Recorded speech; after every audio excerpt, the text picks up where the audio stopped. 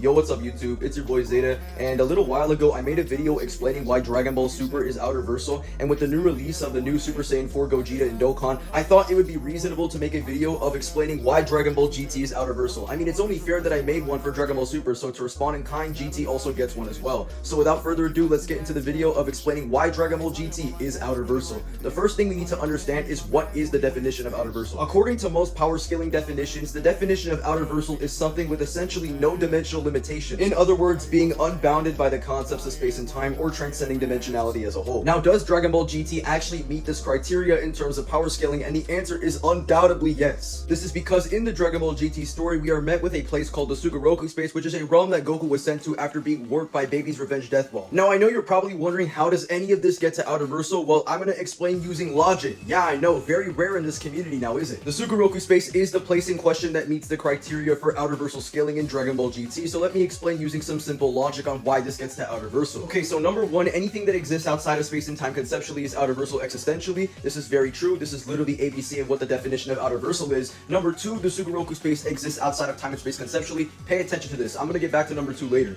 And three, from one and two, the Sugoroku space is outerversal existentially. Number four, Goku is shown to be capable of destroying the Sugoroku space using his AP, and this is very obvious because we quite literally see him destroy it with a single Kamehameha in his base form, so yeah, very obvious. Number five, from 3 and 4, the Sugoroku space is outerversal existentially, and Goku is capable of destroying the Sugoroku space with his AP. And number 6, if some object Y is outerversal existentially and some object X is capable of destroying object Y using object X's AP, then object X is of the outerversal tier. And number 7, from 5 and 6, Goku is of the outerversal tier. When we look at this argument and look at the graph behind it, you realize that this argument is actually logically valid, which means that all of the premises follow into the inference or conclusion. Even though the argument is logically valid, the problem with this argument is that it's still being put in question if the argument is actually true. So in order to fully clear this up, we actually need to answer if number 2 is true. This is because 2 will either make or break if the Sugoroku space is actually outerversal, which is how we even got here in the first place. In order to find out if the Sugoroku space fits the criteria for outerversal scaling, we need to use a form of reasoning labeled as abductive reasoning and logic. Abductive reasoning is a form of logical inference where one starts with an observation and then seeks the most plausible explanation for it. We're going to use this reasoning to create the most propositionally justified conclusion and most reasonable conclusion overall if the Sugoroku space is outerversal or not. To start off with a well-rounded basis, the Sugoroku space in the Dragon Ball GT story is stated to exist outside of space and time.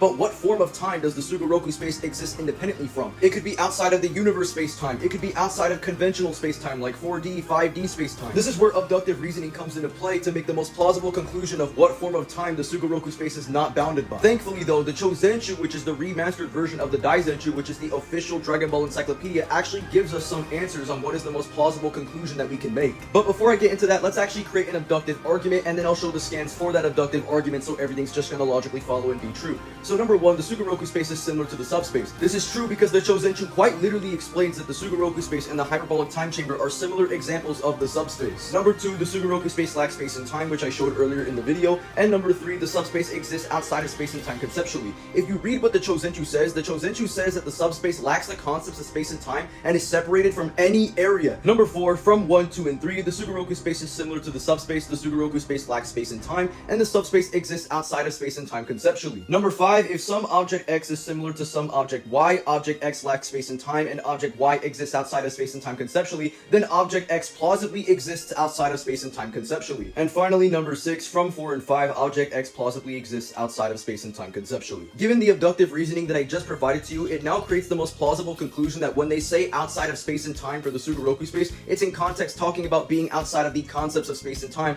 which matches the criteria for outerversal. Now let's get into the very terrible arguments that people like to make in order to debunk this being the case. The first terrible argument is the idea that because the hyperbolic time chamber is labeled as an example of a subspace, then therefore the context of no concept of space and time is not referring to literally lacking the concepts of space and time, but rather maybe something like time working differently. The reason why this argument is completely terrible is because it goes against what is said in the actual text. The text says that no concept of time or space exists. So to introduce the possibility that some form of time or space can exist just completely goes against what the text says and just is less parsimonious overall. And also, it would just verify that the term example in this context just means like a broad example, meaning that it can introduce like similar things, not necessarily an identical example. And no, my argument is not less parsimonious because the term example is still ambiguous in of itself, so it can still introduce the idea of different types of examples or different contextualizations of what an example refers to, and the context within the guidebook points to the idea that example is in context to to a broad example, not necessarily a fully identical example. And yes, my interpretation is actually supported in the narrative because the hyperbolic time chamber is between dimensions. It is a kind of interdimensional place, but same thing applies to the Sugoroku space. It's also an interdimensional place that is between dimensions, but is also stated to be outside of time and space. So yes, this does actually apply to what is said within the narrative, and guidebooks are designed to supplement the source material. So this is very obviously lining up with what I said prior. The next terrible argument comes from skeptics who say that the similarity between the subspace and the Sugoroku space doesn't necessarily have to be the similarity of them lacking the concepts of space and time, and can just be in context to another similarity. The reason why this argument is so terrible is that even if similarity is a semantically broad word, we're not choosing from nothing. The narrative already attributes outside of time and space applying to both the Sugoroku space and the subspace. Since the subspace's version of that trait is explicitly conceptual, the parsimonious inference is that the Sugoroku space also shares the same conceptual nature. In other words, what these skeptics want to do is treat the similarity as something trivial that completely ignores the most distinctive shared characteristic and makes the guidebook's pairing look arbitrary when that's just not the case at all. The next few arguments from here on out get even worse than the last two, so get ready. The next argument is that because it's stated to be between dimensions, it means it's not beyond dimensions, even though this argument completely ignores how dimensional tiering works. Let me just use mathematical set theory as an example to easily debunk this terrible argument. So suppose I have something of an infinite three-dimensional manifold, aka an infinite universe. Now imagine there are two infinite universes. How can there be two infinite universes if one of them is already infinite? You can't have two infinities. Well, actually you can. Thanks to higher dimensionality, there can now be multiple infinities, as these infinities exist outside of these other infinities, and without higher dimensionality, the existence of more than one three-dimensional manifold is going to be impossible. So now that we established that two infinities can exist simultaneously due to higher dimensionality, the higher dimensional space is basically the space that exists in between those two infinities. And now that we know this logic, we can apply it to the Sugoroku space, and look, it's not a contradiction.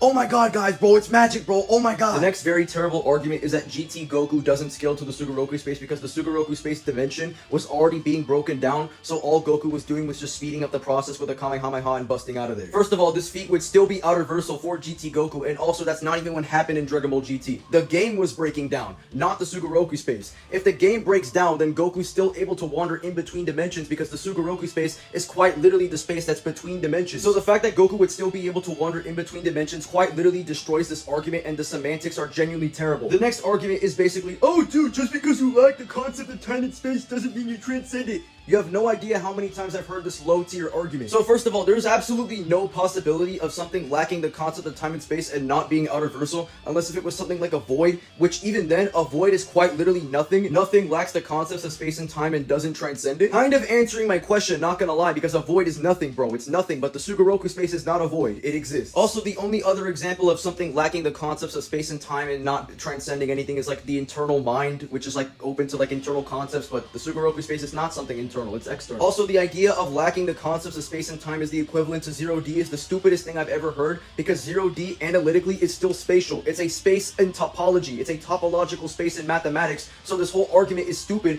even though zero-dimensional is still spatial. So it can't be 0D. It would have to be something that's outerversal in nature if it has any external nature. Now that I presented a reductio ad absurdum to all the other possibilities of lacking the concepts of space and time but not being outerversal, let me explain to you why lacking the concepts of space and time but existing externally at the same time would have to result in an outerversal ontology. If you exist outside of the concept of space-time and exist, then you must be transcended to it via having exclusion from the restriction of a certain spatial and temporal configuration, meaning it won't apply to you. Classically, space-time is something that construes you and limits you in a certain aspect, and non-encompassing of such property that limits you influences the idea of transcendence more so because one is limited to a set and the other isn't. So in conclusion, GT Goku is outerversal in base and solos most of these fraudulent anime characters by quite literally doing the exact same thing he did to the Sugoroku space.